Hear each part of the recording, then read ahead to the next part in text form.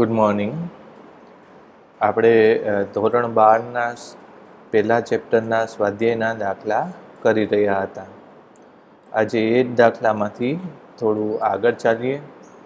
મેં આગળ વાત કરી હતી એ પ્રમાણે સ્વાધ્યાયના શરૂઆતના દાખલા જે છે, વધારાના સ્વાધ્યાયના સિવાયના દાખલાઓ છે, એ દાખલા સહેલા હોય છે અને એ દાખલા તમે સૂત્ર આવડતા હોય તો સહેલાઈથી તમે ગણી શકો છો.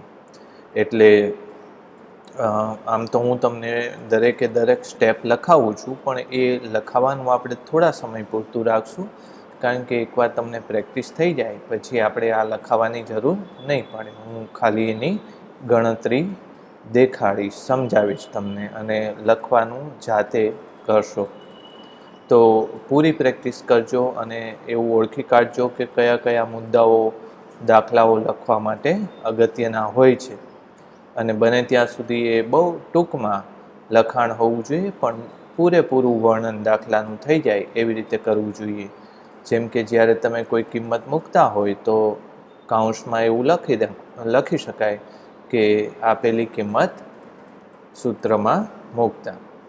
એ જ રીતે સમીકરણોને નંબર આપીને પણ તમે એનો ઉલ્લેખ કરી શકો કે આ સમીકરણનો ઉપયોગ કર્યો કે આ સમીકરણમાં એ કિંમતો મૂકી. તો તમે એ સંદર્ભમાં દાખલાઓ વ્યવસ્થિત વાંચવાની ટ્રાય કરજો, પાકા કરજો. ઓકે, તો શરૂ કરીએ.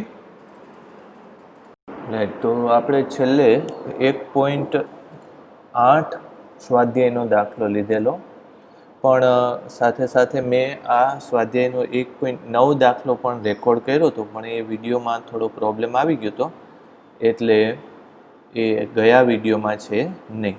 પણ આ લખેલું છે એ પ્રમાણે હું તમને શીખવાડી દઉં. 1.9, 1.10 આ બે દાખલા મેં કરેલા છે, તો એ પ્રમાણે હું તમને ફરીથી સમજાવી દઉં. 1.9 દાખલાની રકમ તમે આપણી ટેક્સ્ટબુકમાં જોવું જોઈએ. જો એમાં એવું કીધું છે કે એક વિદ્યુતભાર 2.5 × 10⁻7 વાળો છે.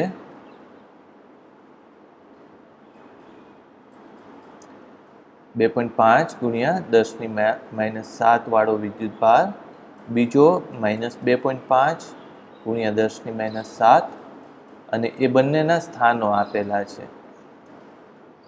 પ્રશ્ન તમને એવો કરેલો છે કે તંત્રનો કુલ વિદ્યુતભાર અને વિદ્યુત ડાયપોલની ચાક માત્રા શોધો. હવે એ જો લઈએ તો 1.10. જો પહેલા પ્રશ્નનો જવાબ કુલ વિદ્યુતભાર શોધવાનો કીધો છે, તો પહેલા પ્રશ્નમાં શું લખશો? અહીંયા એવું લખો તમે, પહેલો મુદ્દો કરીને કે QA એવું લખજો. અહીં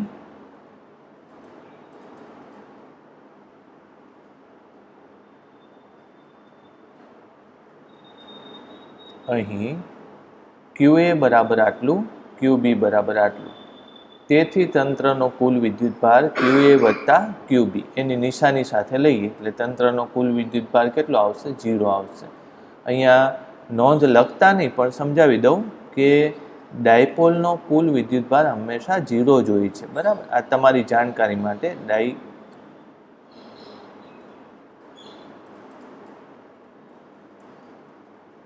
ડાયપોલનો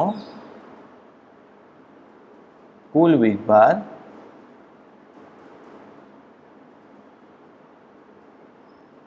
0 જ હોય છે.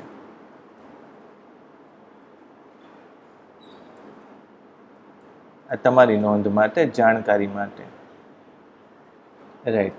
હવે બીજો પ્રશ્ન છે, ડાયપોલ મોમેન્ટ લેવાની છે, તો એની માટે આપણે એક આકૃતિ દોરવી પડે.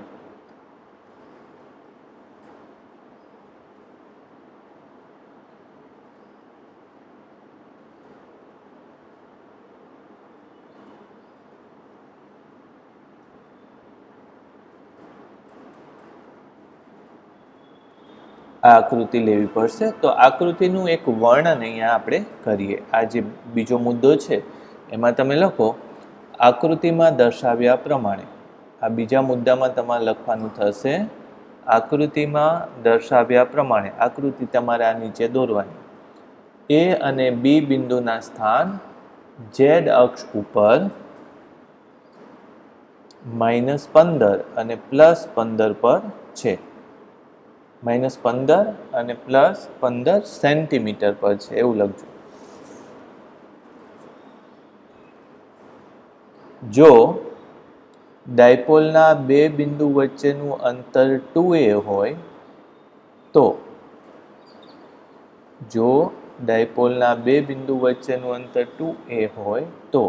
આ લખી નાખો. 2a બરાબર 15 -15 30 સેન્ટીમીટર બરાબર થશે 0.3 મીટર. રાઈટ. હવે લખો. આપણે જાણીએ છીએ કે ડાયપોલ મોમેન્ટ, અહીં એમ લખવાનું છે, આપણે જાણીએ છીએ કે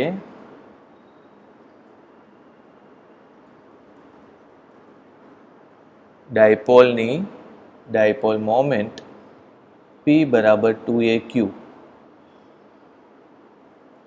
જ્યાં q બેમાંથી એક વીજભારનું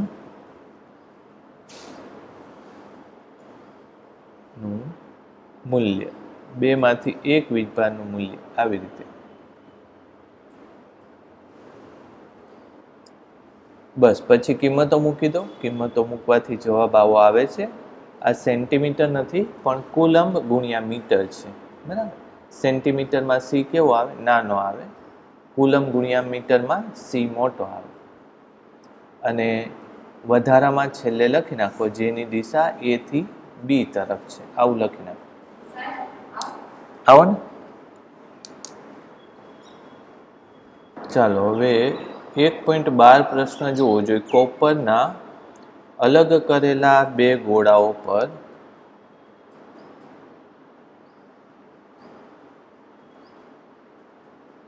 આ પ્રશ્નની વાત કરીએ છીએ. કોપરના અલગ કરેલા બે ગોળાઓ A અને B ના કેન્દ્રો વચ્ચેનું અંતર તમને આપેલું છે.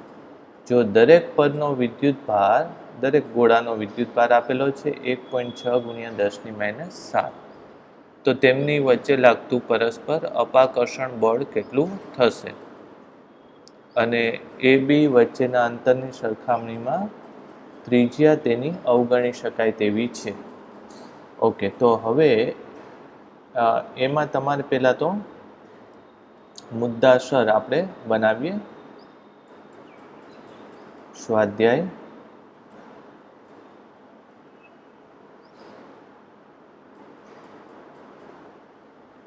1.12. એમાં તમારે પહેલો મુદ્દો લખવાનો થશે કે બે બિંદુવત વિદ્યુતભાર Q1 અને Q2 વચ્ચે r અંતર માટે લાગતું બળ, એવું લખો. બે બિંદુવત વીજભાર Q1 અને Q2 માટે r અંતરે લાગતું બળ, r અંતરે લાગતું કુલંબ બળ.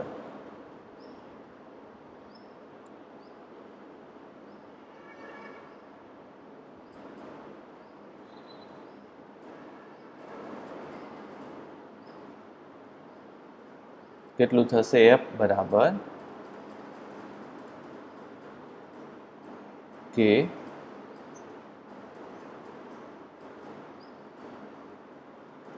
આવું છે આ સૂત્ર 1 એ લખવાનું, જ્યાં k બરાબર 1/4πε0 બરાબર 9 × 10⁹ newton metre square coulomb square. Okay, આપેલું સૂત્ર.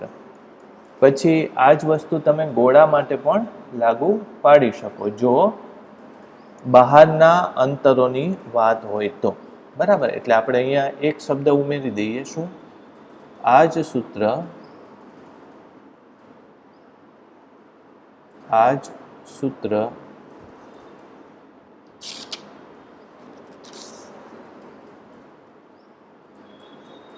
સમમિત વીજભાર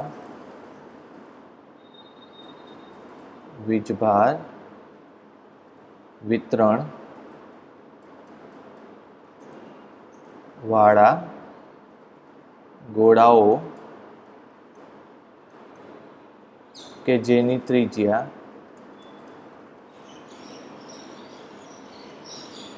તેમની વચ્ચેના અંતરની સરખામણીએ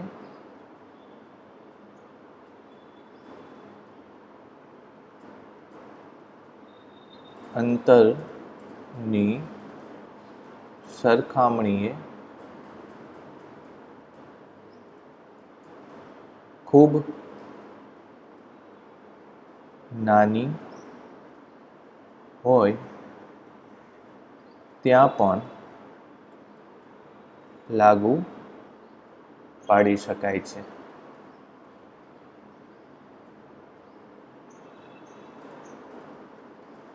આવું એક મુદ્દો લખી શકો.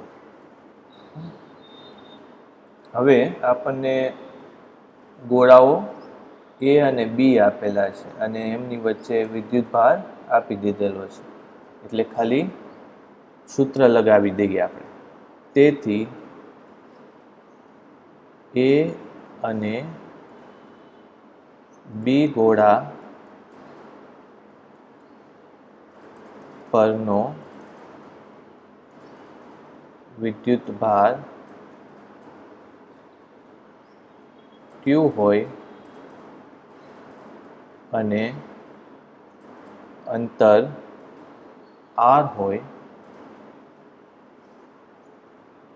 તો આને પણ એક મુદ્દા તરીકે જ લો તો શું લખાશે?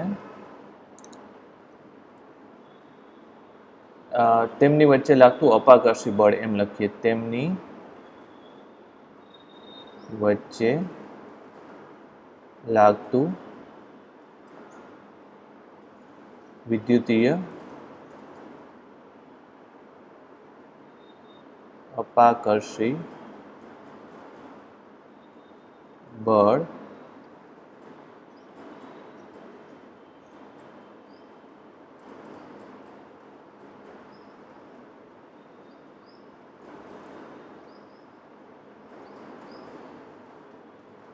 F બરાબર K Q² ભાગ્યા R². શેની ઉપરથી લખ્યું? સમીકરણ 1 પરથી. ઓકે, કિંમતો મૂકી દઈએ. 9 ગુણ્યા 10⁹ વીજભાર આપેલો છે 6.5 ગુણ્યા 10⁻7, 6.5 ગુણ્યા 10⁻7 ભાગ્યા બેની વચ્ચેનું અંતર 50 સેન્ટીમીટર છે, એટલે હું એને શું લખી નાખું? 0.5 એવું લખી નાખું. 0.5 મીટર એનો વર્ગ આપેલી કિંમતો મૂકતા. ચાલો હવે એની કિંમતો સીધી જ મૂકી દઉં હું. ફરીથી એની કેલ્ક્યુલેશન કરીએ. કેટલી છે? 9 ગુણ્યા 6.5, 2 વાર છે એટલે હજી એકવાર 6.5 કરું. 10ની ઘાત પછી કરશું આપણે. 6.5 2 વાર કરી દીધું. 380 ભાગ્યા 0.25 સીધું વર્ગ કરીને મૂકી દઉં એટલે 15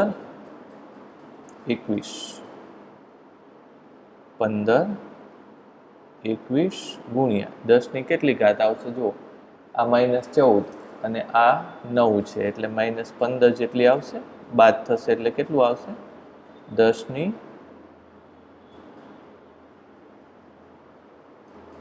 માઇનસ આ 5 જેટલી આવશે. સોરી, 15ની પણ 5 જેટલી આવશે. એટલે આમાં જો હું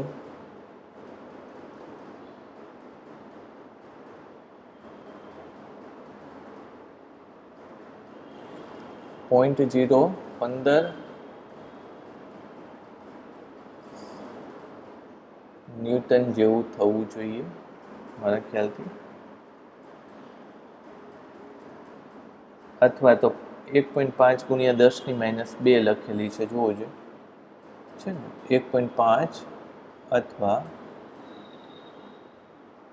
1.5 ગુણ્યા 10⁻2 ન્યૂટન આવું થશે. તો આ તમારો જવાબ આવી ગયો, રાઈટ.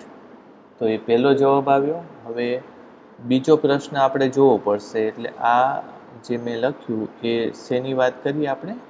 સ્વાધ્યાયના 1.12 એની વાત કરીએ. ચાલો, બીજું અહીંયા લખેલું છે, જોવો જોઈએ. જો દરેક ગોળા પરનો વિદ્યુતભાર બમણો કરવામાં આવે તો તેમની વચ્ચેનું અંતર અડધું કરવામાં આવે તો અપાકર્ષી બળ કેટલું લાગશે? તો હવે પહેલાં છે ને કિંમત મૂક્યા વગર જ આપણે એનો જવાબ લઈ લઈએ.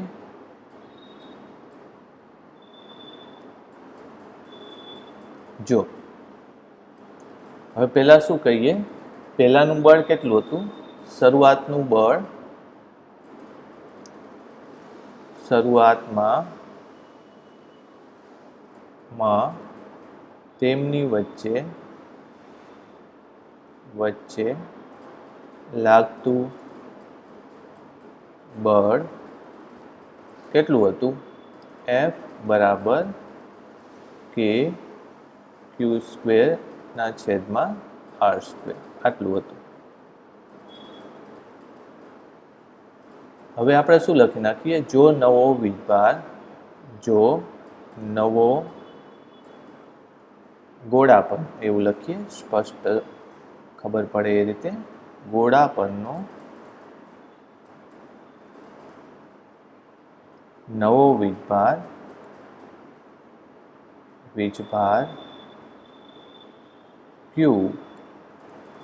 q ડેશ અને તેમની વચ્ચેનું નવું અંતર r ડેશ હોય તો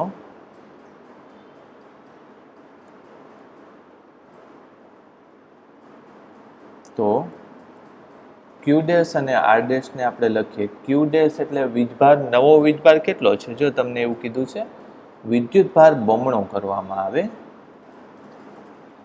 q ડેશ એ જૂના વિદ્યુતભારનો કેટલો છે? બમણો છે.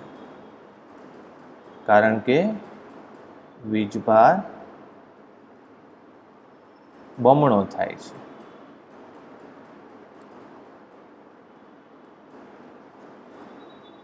રાઈટ. અને બીજું શું લેશો? r ડેશ બરાબર અંતર કેટલું કરવાનું આવે છે? અંતર અડધું કરવામાં આવે છે, એવું લખ્યું છે. જો તો r ડેશ એ r થી અડધું છે, કારણ કે અંતર અડધું થાય છે.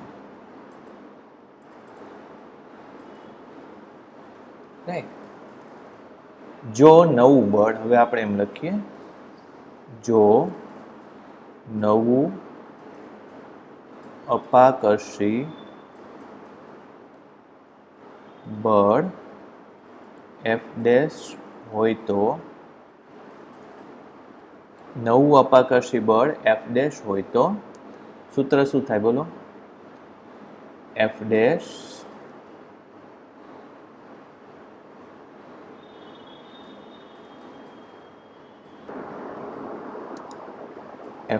બરાબર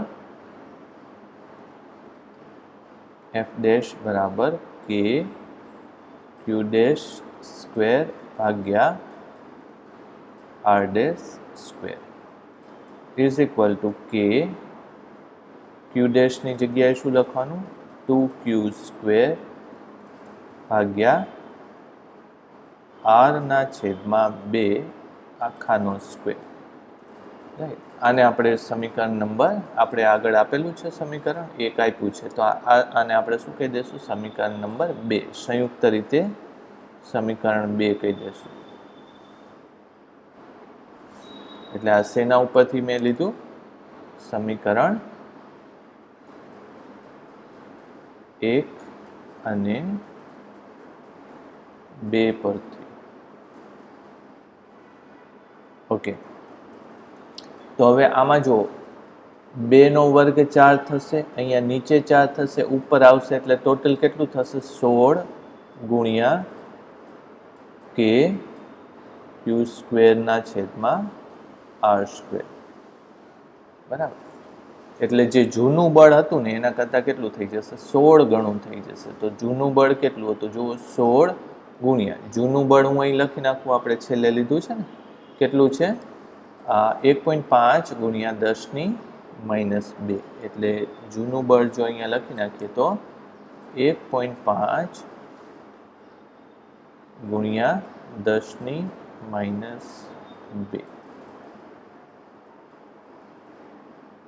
એના જવાબ પરથી. ચાલો હવે એની કિંમત આપણે ગણવાની રહે. તો 16 ગુણ્યા 1.5 કેટલું થશે? 24. 24 ગુણ્યા 10⁻². 24 ગુણ્યા 10⁻². એટલે અથવા તો એનો જવાબ શું થાય? 0.24 થાય. એટલે આનો જવાબ કેટલો થશે? 0.24 ન્યૂટન, જે તમારી ટેક્સ્ટ બુકમાં આપેલો છે. એટલે અહીંયા ફરીથી લખી નાખવાનું. આમ આપેલી નવી સ્થિતિમાં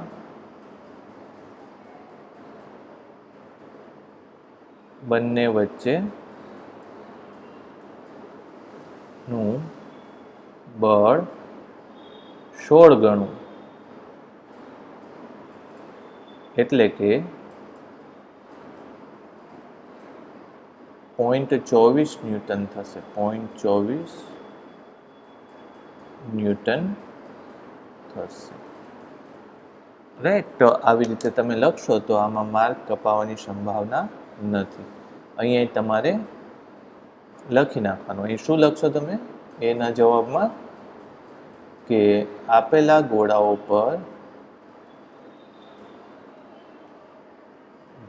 પર આપેલા અંતર માટે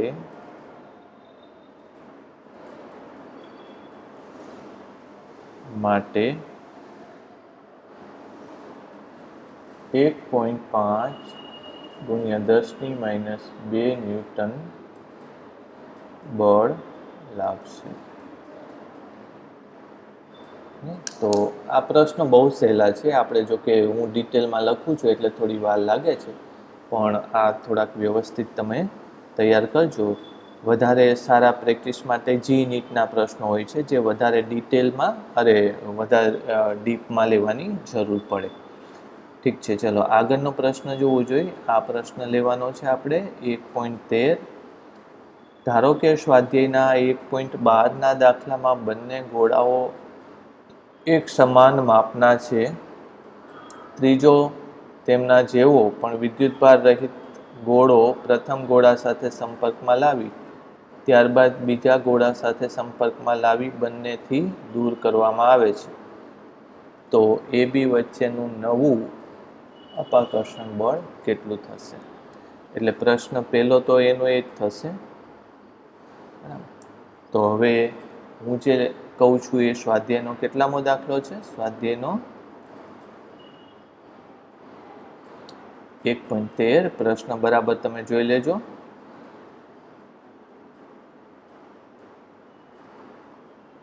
એક 1.13મો દાખલો છે.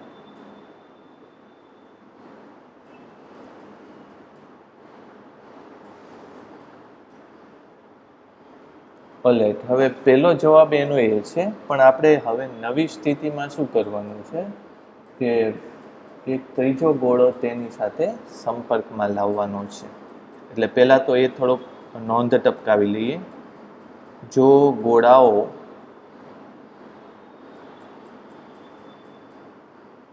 ગોળાઓ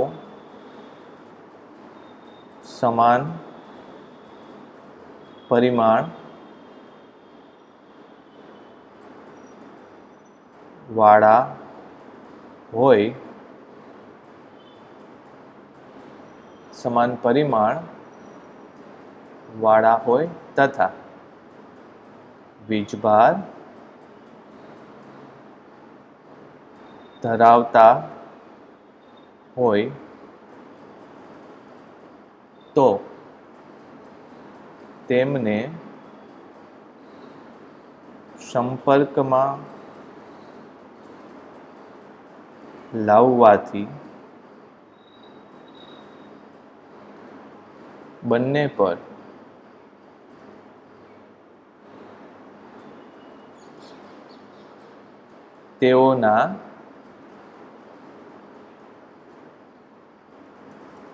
તેઓનો કુલ વીજભાર સમાન ભાગે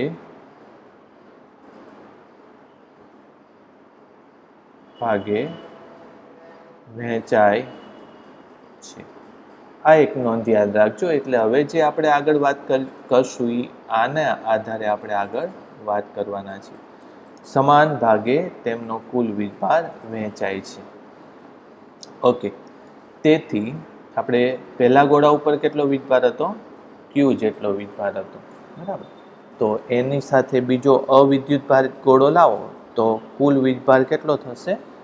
ક્યુ જેટલો જ થશે. એટલે પહેલા આપણે આમ લખીએ. તેથી પ્રથમ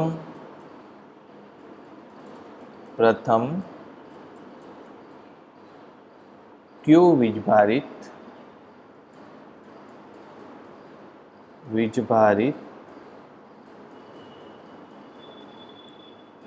ગોળાની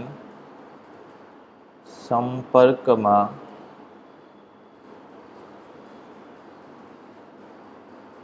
તેના જેવો જ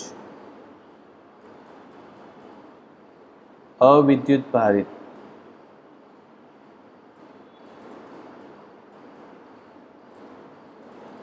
ગોળો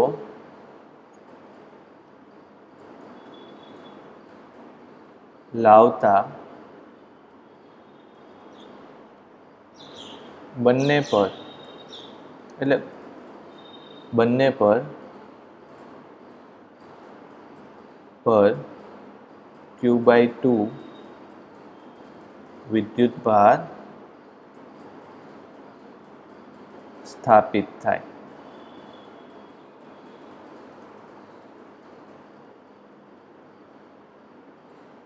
એટલે હવે પાછું શું લખશું? આમ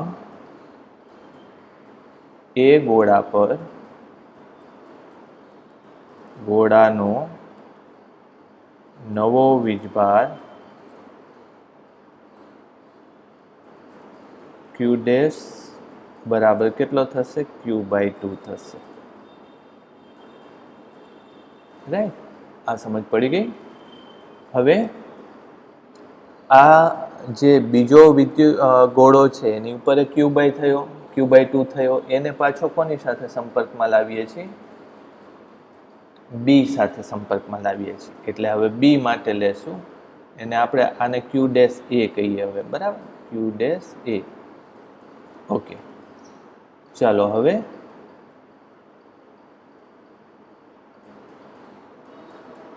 ત્રીજો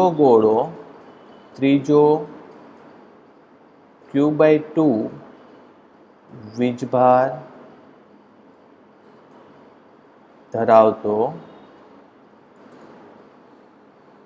ગોળો હવે Q વીજભાર ધરાવતા બી ગોળાની સંપર્કમાં લાવવામાં આવે છે. સંપર્કમાં લાવવામાં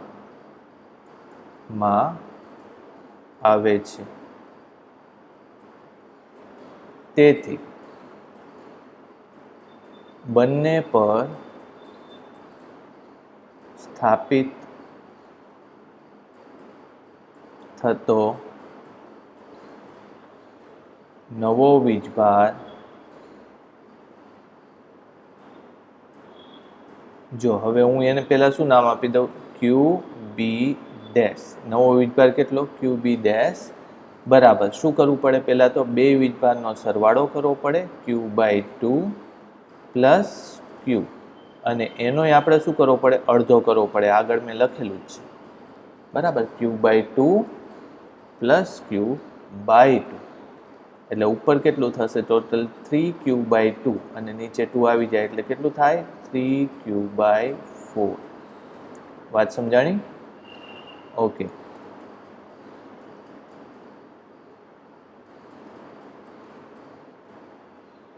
હવે આ બંને ગોળાના વીજભાર આવી ગયા એટલે ફરીથી લખીએ કે એમને ક્યાં મૂકવામાં આવે છે તો કે બંને એટલા જ અંતરે મૂકીએ છીએ એટલે હવે લખીએ કે આર અંતરે આ બંને ગોળા વચ્ચે લાગતું નવું અપાકર્ષણ બળ શું લખાય બોલો તો F બરાબર કે Q1 dash sorry QA dash QB dash ભાગ્યા R square is equal QA તમને ખબર છે કેટલું છે Q બાય 2 છે ફરીથી પાછું જો હું લખું તો કે અહીં તમે શું લખશો Q બાય 2 આ કેટલું હતું 3Q બાય 4 અંતર તો એટલું જ રાખ્યું છે R square is equal two તમે જુઓ તો 3 બાય 8 એવું થાય ને 3 બાય 8 બહાર નીકળી જાય કે ક્યુ સ્ક્વેરના છેદમાં આર સ્ક્વેર હવે તમારે આ સૂત્રમાં ફરીથી જો કિંમત મૂકવી હોય કેની ક્યુની આરની તો મૂકી શકાય પણ તમને ખબર છે કે કે ક્યુ સ્ક્વેર બાય આર સ્ક્વેરની કિંમત આપણે આગળ જ લીધી છે કેટલી છે કે ક્યુ સ્ક્વેર બાય આરની કિંમત આટલી છે ને આ કેટલી છે 15 ગુણ્યા 10 ની -2 બરાબર એટલે એ સીધું મૂકી શકાય કે 15 ગુણ્યા 10 ની -2 હતું કેટલું હતું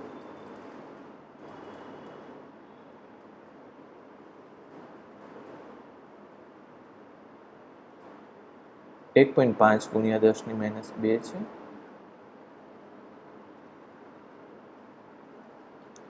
અહીં લખશું 1.5 ગુણ્યા 10 ની -2 રાઈટ આની એકવાર કેલ્ક્યુલેશન કરી જોઈએ કેટલું આવે છે તો 3 into 1.5 by 8 એ જવાબ આવશે 0.5625 0.5625 ગુણ્યા 10 ની -2 0.5625 ગુણ્યા 10 ની -2 એટલે 5.7 ના સ્વરૂપમાં લખવો આને 0.5625 નથી લખ્યું 0.57 કર્યું છે હવે ગમે તે રીતે કર્યું પણ હું તો આ જ લખું છું બરાબર 5.6 ગુણ્યા 10 ની -3 ન્યૂટન એટલે ફરીથી પાછું લખી નાખવાનું કે આમ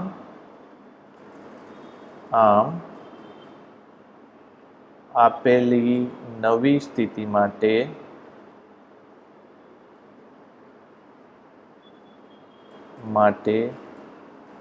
તેઓની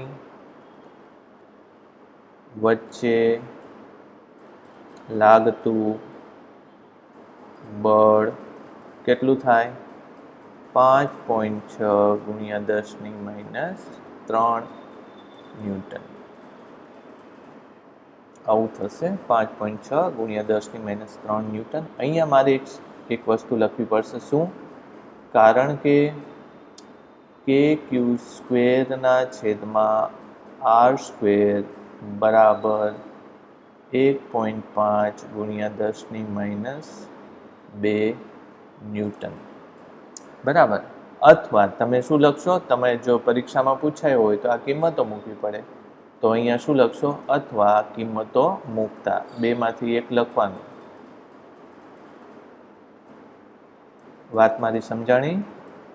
અત્યારે તો મેં શું કર્યું? kq²/r² ની કિંમત સીધી જ મેં મૂકી દીધી, પણ તમારી ટેક્સ્ટ બુકમાં આગળ દાખલો છે એટલે આવું કર્યું.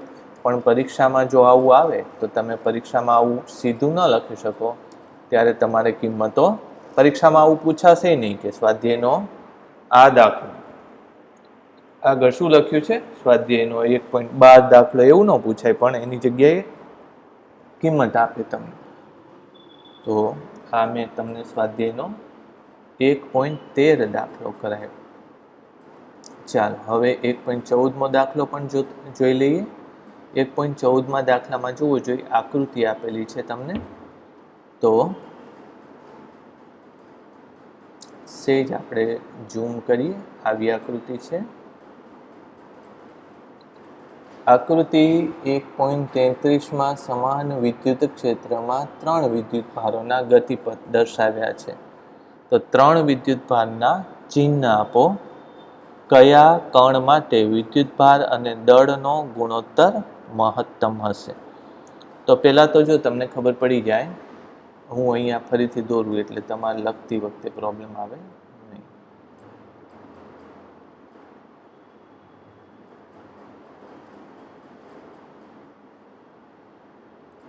ઓકે, તો પ્રશ્ન નંબર 1.14 છે.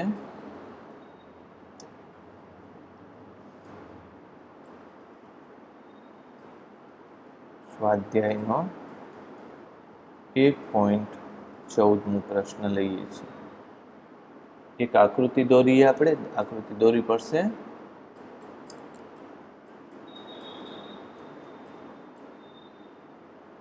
ચાલો, આ બાજુ કયો વીજભાર છે? ધન વીજભાર છે.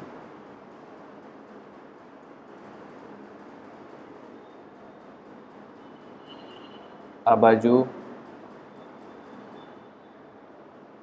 ઋણ વીજભાર છે. તમને 3 જુદા જુદા કણો આની અંદરથી પસાર થતા હોય એવું દેખાડ્યું છે. આકૃતિ જો કે સ્પષ્ટ નથી, પણ આપણે હવે સ્પષ્ટ એની આકૃતિ કરી નાખીએ. આવી રીતે છે. આ 1,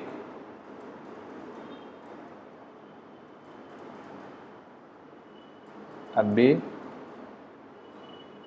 અને આ 3.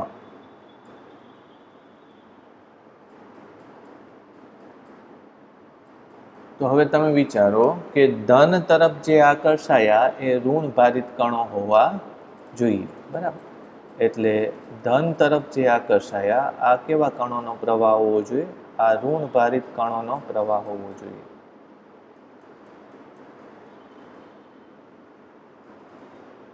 કારણ કે એ ધન તરફ આકર્ષાયા છે. હવે એવું જરૂરી નથી કે ઋણ ભારિત કણો હોય એટલે એક જ ટાઈપના હોય, એવું જરૂરી નથી. કારણ કે પ્રોટોનનો એક એન્ટી પાર્ટિકલ આવે છે, એને પોઝિટ્રોન કહેવાય છે. તો પોઝિટ્રોન પાસે એન્ટી પ્રોટોન કહેવાય છે, એને ઋણ ભાર હોય છે પ્રોટોન જેવો, પણ એને ઋણ ભાર હોય છે. અને જો આને ગણીએ ઋણ ભાર તરફ જે આકર્ષાયા એ કણો કેવા હોવાના? ધન ભારિત કણો હોવાના. વાત સમજાણી? એટલે ધન ભારિત કણો આ બાજુ આવશે. એટલે એને આપણે થોડુંક વ્યવસ્થિત શબ્દોમાં લખી નાખીએ. શું લખશો? કે ધન ભારિત કણો ઋણ ભાર તરફ અને ઋણ ભારિત કણો ધન ભાર તરફ આકર્ષાય છે. ઋણ ભારિત કણો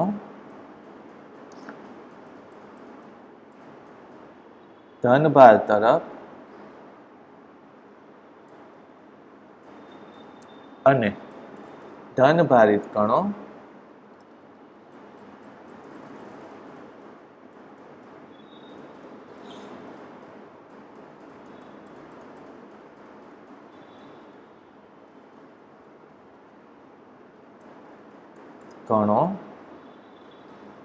ઋણભાર તરફ આકર્ષાય છે. ઓકે, આકૃતિમાં 1 અને 2 ગતિપથ અથવા તો 1 અને 2 ગતિપથ જે કણો બનાવે છે તે કણો કેવા હોવા જોઈએ? ઋણ હોવા જોઈએ. 1 અને 2 ગતિપથ ધનભાર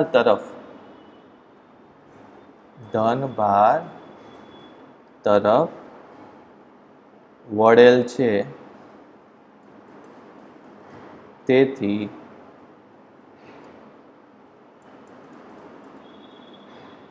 આ ગતિપથ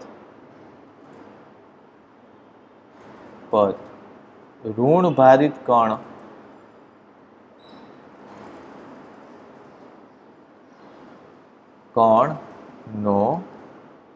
હોવો જોઈએ.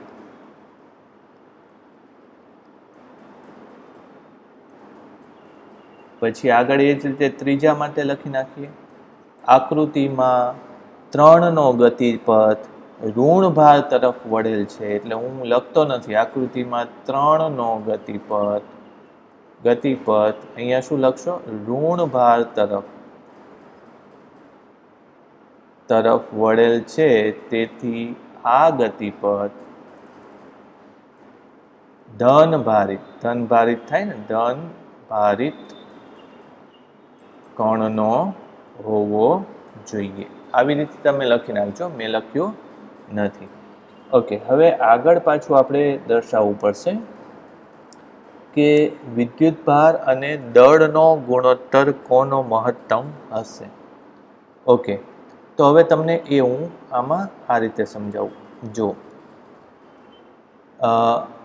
જેમ બળ જે છે, બળ વિદ્યુતભારના સમપ્રમાણમાં છે, બરાબર? કારણ કે F બરાબર Q ગુણ્યા E આવું થશે. બળ એ વિદ્યુતભારના સમપ્રમાણમાં છે.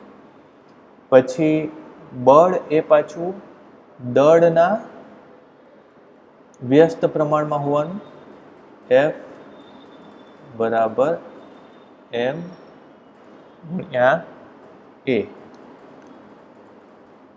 હવે આને હું પાછું આમ લખી નાખું કે Q ગુણ્યા E, એટલે જે અચળાંક છે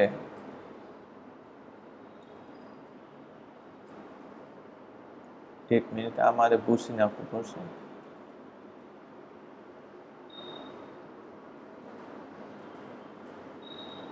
વીજભારના સમપ્રમાણમાં છે. પછી તમને પૂછ્યું છે શું? જોવો જોઈએ.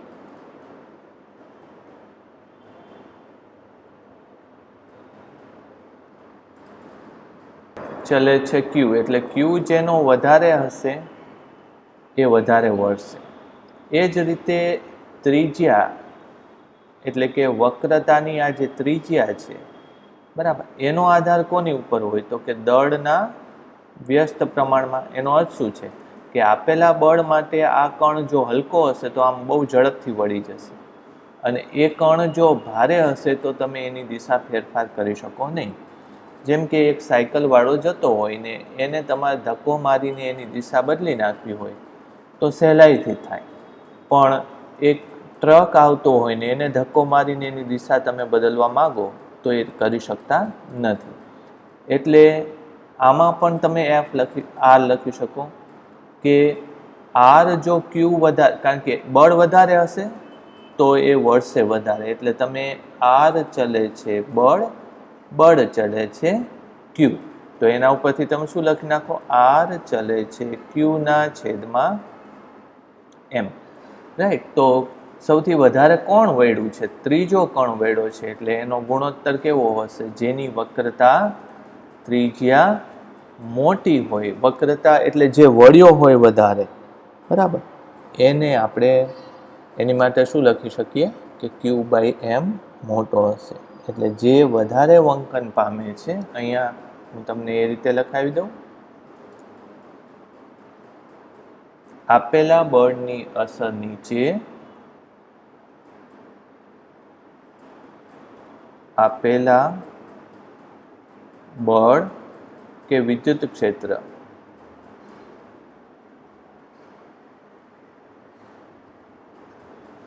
ની અસર નીચે જે વધારે વળે છે તેના પર બળ વધારે લાગે છે.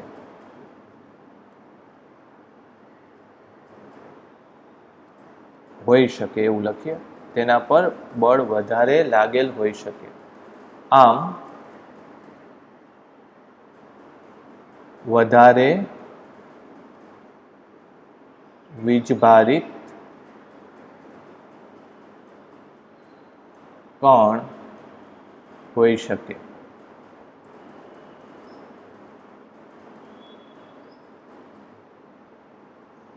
ઉપરાંત આપણે શું લખી શકીએ? આપેલા વિદ્યુત ક્ષેત્રની અસર નીચે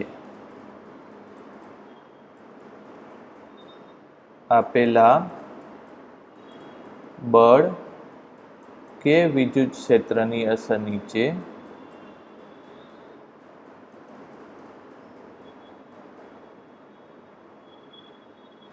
જે વધારે વળે છે તેનું દળ કેવું હોવાનું? હલકું હોવાનું, ઓછું હોવાનું. જે વધારે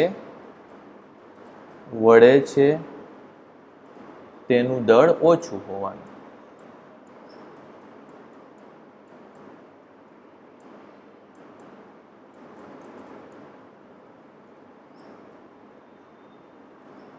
તેથી જે વધારે વળે તેનો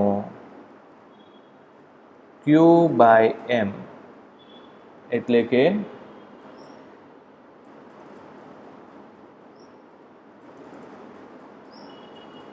વીજભાર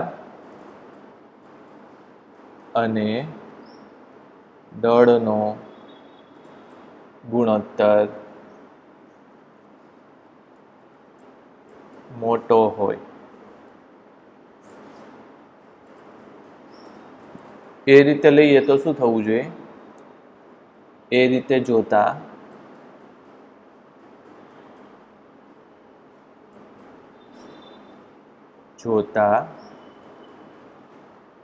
પથ નંબર 3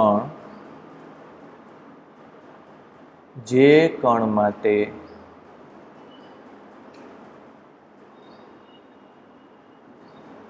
હોય તેનો ક્યુ બાય એમ વધારે થાય. આ સમજ પડી? અને આગળ જે મેં ત્રિજ્યા લખેલું છે ને, ત્રિજ્યા ન લખાય અને ત્રિજ્યા ન લખાય, કારણ કે ગતિપથ જે વધારે વળે છે એની ત્રિજ્યા ઓછી હોય, એટલે આ જે ગુણોત્તર છે ને એ શું છે? 1/r છે. સમજો.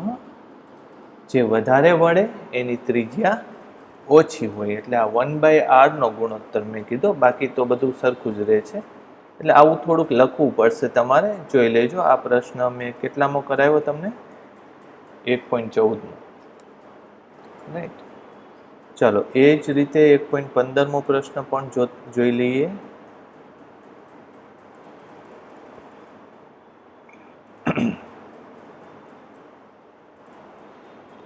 આમાં શું છે જોવું જોઈએ.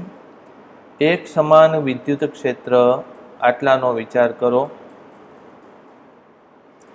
વાય ઝેડ સમતલ ને સમાંતર જેનું સમતલ હોય તેવા 10 સેન્ટીમીટર બાજુવાળા ચોરસમાંથી આ ક્ષેત્રનું કેટલું ફ્લક્સ પસાર થશે, કેટલું ફ્લક્સ જશે.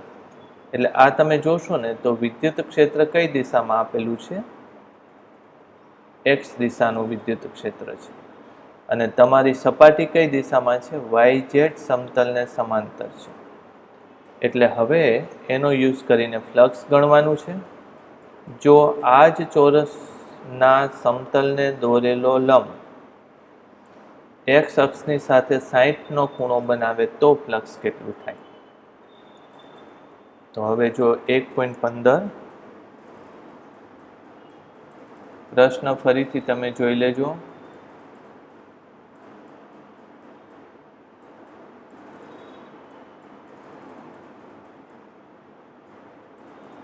.15મો દાખલો.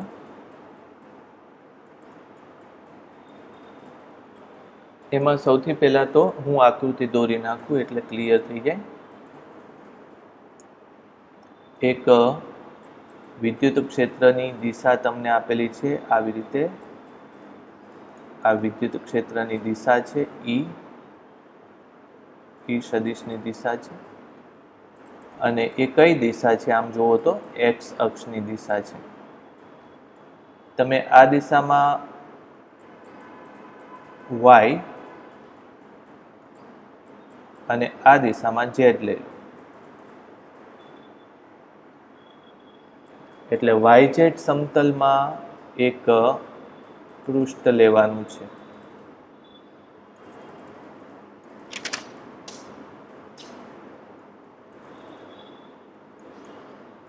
આવું પૃષ્ઠ છે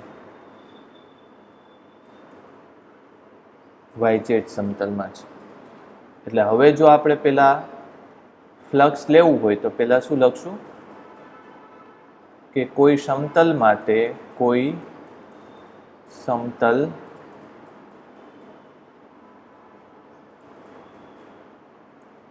એ માટે એ સદિશ લઈએ. એ માટે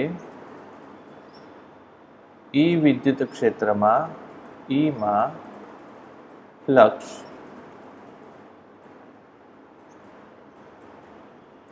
ફાઈ બરાબર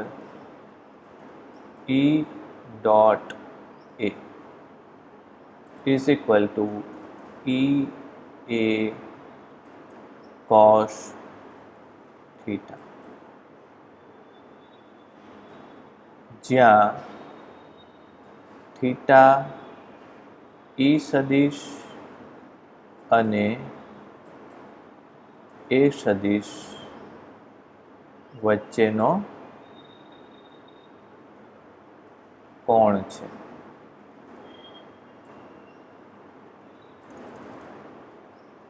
હવે પાછું લખીએ. આપેલ સ્થિતિમાં પૃષ્ઠ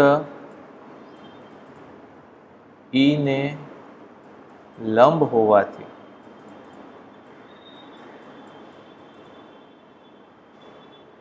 પૃષ્ઠ ઈ સદિશને લંબ હોવાથી લખશું. અહીંયા શું લખવાનું? ઈ સદિશ અને એ સદિશ વચ્ચેનો કોણ થીટા કેટલો થાય? 0 થાય. પૃષ્ઠ લંબ છે પણ સદિશ એનો આ દિશામાં છે એટલે હું આમ લખું એ સદિશ અને ઈ સદિશ વચ્ચેનો ખૂણો 0 થાય. તેથી ફ્લક્સ બરાબર ઈ એ કોસ 0 બરાબર ઈ એ લખશું કારણ કે કોસ 0 બરાબર 1 સમીકરણ 1 પરથી. આવું લખશું. ચાલો હવે ઈ અને એની કિંમતો છે તમારી પાસે. ઈની કિંમત 3 ગુણ્યા 10 ની 3 મૂલ્ય જ લેવાનું છે.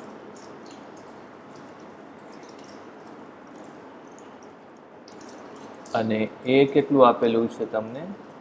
10 સેન્ટીમીટરની બાજુવાળો ચોરસ છે, એટલે 0.1 ગુણ્યા 0.1 મીટર. અહીં લખશું આપણે. શું લખશું? કિંમતો મૂકતા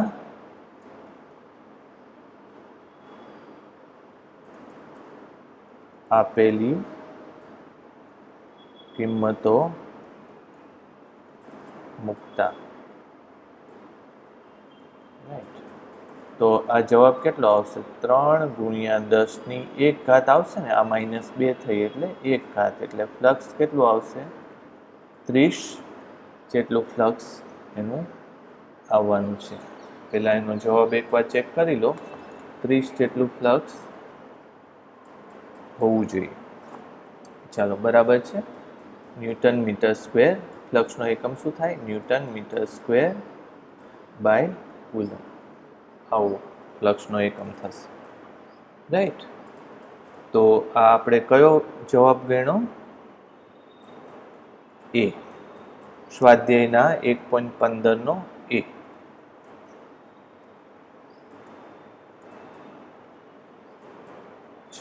આગળ બીમાં શું કીધું છે જોવું જોઈએ. જો આ ચોરસના સમતલને દોરેલો લંબ x અક્ષની દિશા સાથે ખૂણો 60 બનાવે. એટલે બીજો પ્રશ્ન માટે લખશું. અહીં સમતલના લંબ એટલે કે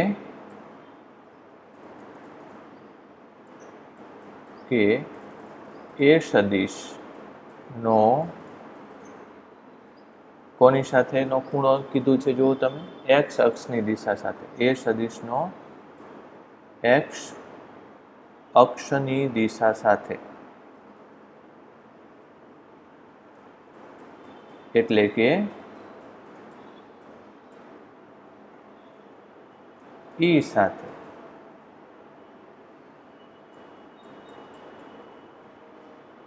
કોણ, ઈ સાથેનો કોણ કેટલો છે? 60 છે.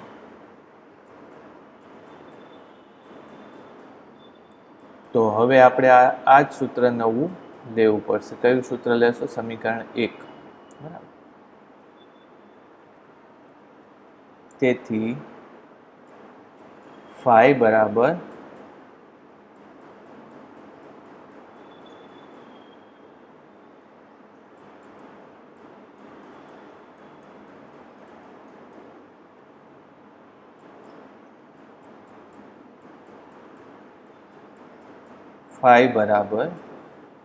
E A cos થીટા સમીકરણ 1 પરથી.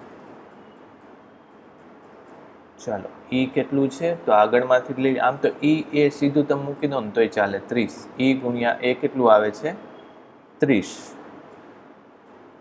અને cos 60. cos 60 બરાબર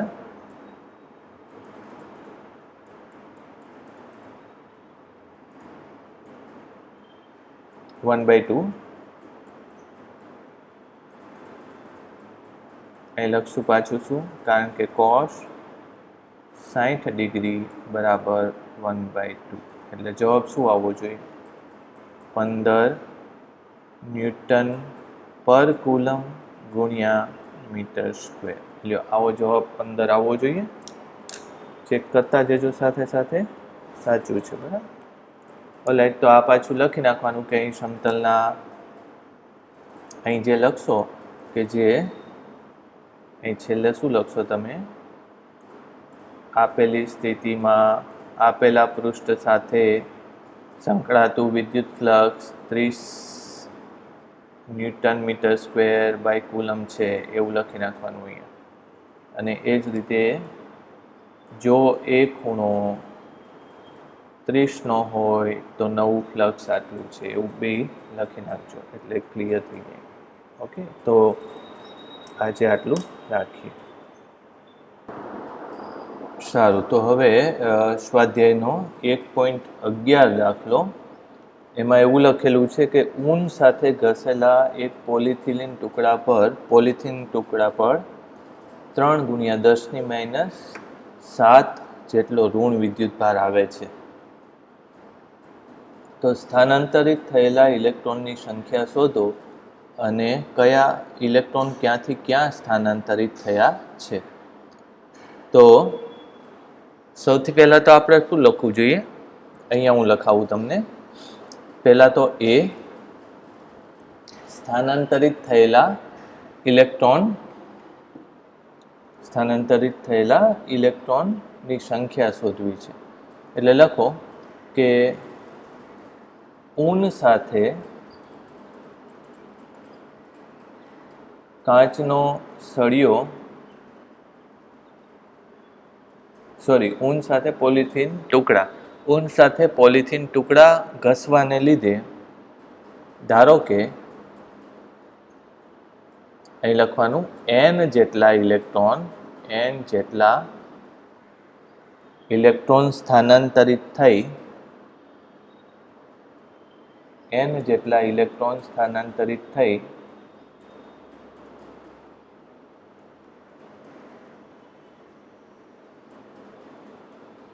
પોલિથીન ટુકડા પર Q જેટલો વિદ્યુતભાર સ્થાપિત કરે છે. તો નીચે લખો, તેથી Q બરાબર Ne, સૂત્ર 1, જ્યાં n ઇલેક્ટ્રોનનો વિદ્યુતભાર છે અને સાથે એમાં શું એડ કરશો? વિદ્યુતભારના ક્વોન્ટમીકરણ પરથી.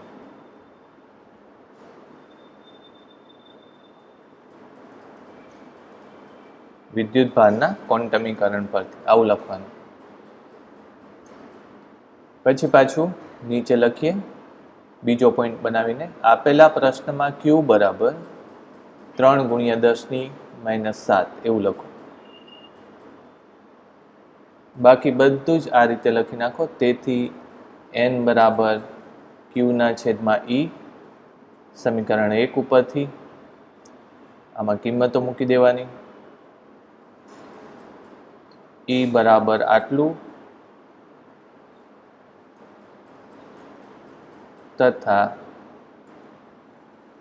Q ની કિંમત મૂકતા આવું લખો.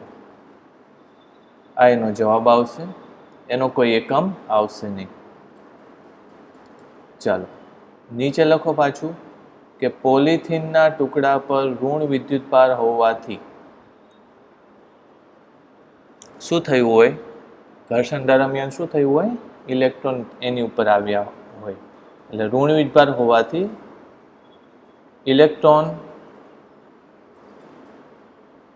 ઊન પરથી પોલિથીન પર સ્થાનાંતરિત થયા હોય. આવું પૂછ્યું છે, બરાબર? સ્થાનાંતરિત થયા હોય. નહીં? ચાલો, એટલે પહેલો પ્રશ્ન પતી ગયો. બીજું, ઊનથી પોલિથીન તરફ દળનું સ્થાનાંતર થયેલું હોય તો ઇલેક્ટ્રોન ગયા છે, તો ઇલેક્ટ્રોન ઓછો પણ દળવાળો તો છે જ, બરાબર? તો અહીં શું લખશો? હા, ઇલેક્ટ્રોન સ્થાનાંતરિત થતા હોવાથી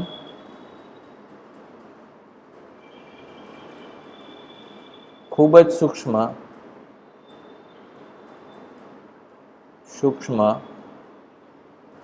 પણ ચોક્કસ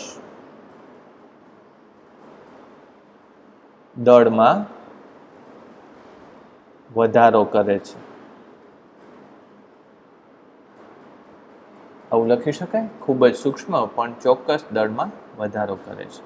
ઠીક છે, તો આ આપણે પ્રશ્ન કયો પૂરો કર્યો? 1.11 પ્રશ્ન પૂરો કર્યો. તો ડિયર સ્ટુડન્ટ્સ, આજે આપણે આટલા દાખલાઓ લીધા.